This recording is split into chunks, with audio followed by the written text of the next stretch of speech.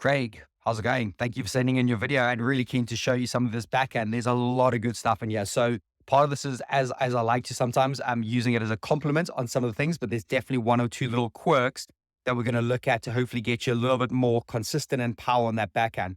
So you did make a comment that you felt like you don't have much power on the backhand, and I can see parts of it, but actually, you know what? There's a lot of decent power in here. Okay, but Will, before we dive in, anyone that's liking this, please do click in the link in the description below. Grab your free personalized swing audit, just like I'm doing here for Craig. More than happy to help out the squash community, give everyone some little tips to go away and work on and get their game slightly better. Okay, right. So I suppose there's that little quirk there at the end. And by the time you load up, and actually just as we look at this in isolation, I think that's great. You know, there's a lot of good stuff going on there in isolation, in just like a still frame. But it's how you get there. And actually I'm going to pick something out here. Notice where that racket is facing. That's facing a lot towards the back. And in this position, I tend to see the racket slightly more hooded. So it would be, maybe over there, and the racket face would be looking, it's kind of hard to show, but more towards the sidewall and even more downwards around about that direction. So because watch what happens here. Look at how much work your racket has to do to get back and meet that ball. And there we just see it in that frame there. There's that little wobble of the wrist, that little bit where you're having to overcompensate the knuckles to get that racket squaring up to the ball. And what ends up happening is you end up having to steer it. And I think that's where you lose a little bit of the power.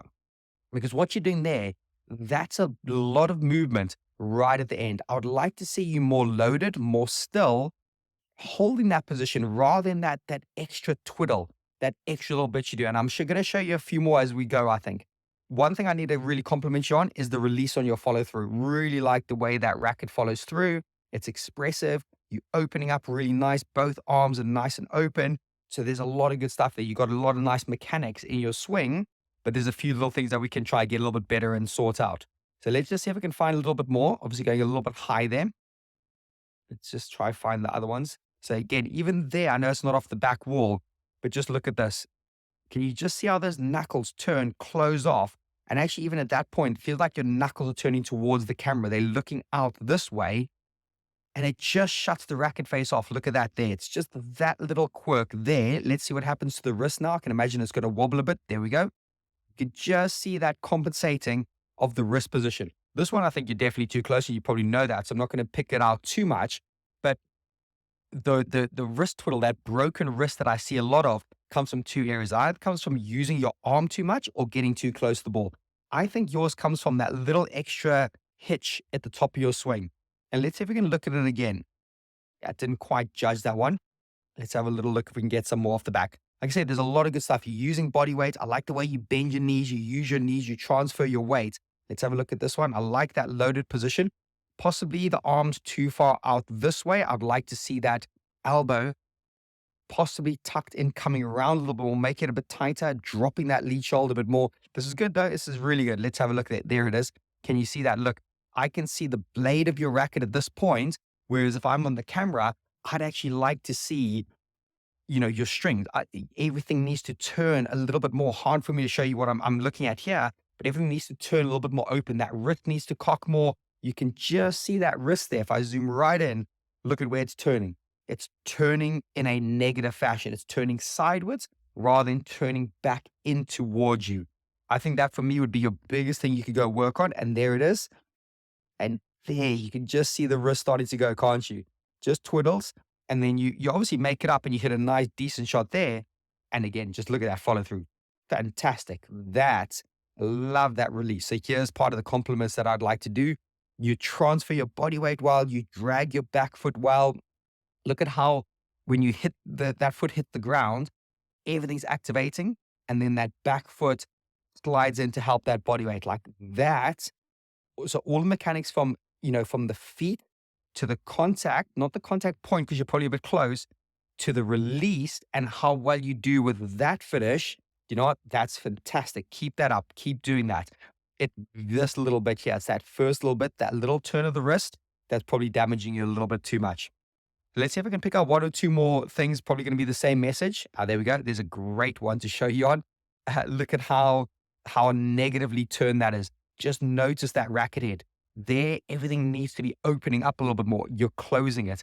That racket face is looking out the glass. It's just a lot of hard work for you to get it back. There's the little twiddle. You can see it. It just blurs always at that moment.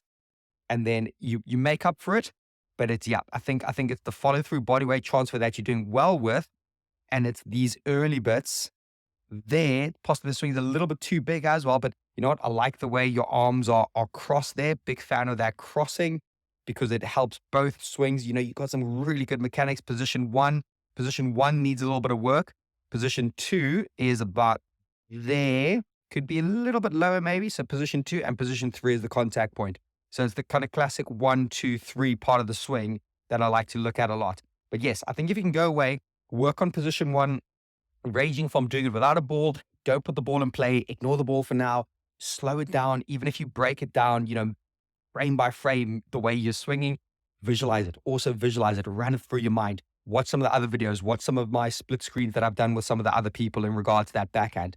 But I think if we can just fix that there, the way the knuckles and the racket face are looking outwards, I think you'll get a lot more consistency on the way in, ultimately get a lot more power on that shot to be able to explode it down the line or actually lower than that and really attack that backhand. But keep the good stuff there. You've got a lot of good foundations. If you can just have a little play around and tweak with that early bits, that'll be fantastic. But listen, thank you for sending the video. Really do appreciate it. And as always, anyone that's keen for more of this stuff, click on the link in the description. And while you're there, why not grab a copy of the Squash Playbook? It's going back on Amazon soon. Right now, it's sold out, but I'm putting it back on Amazon.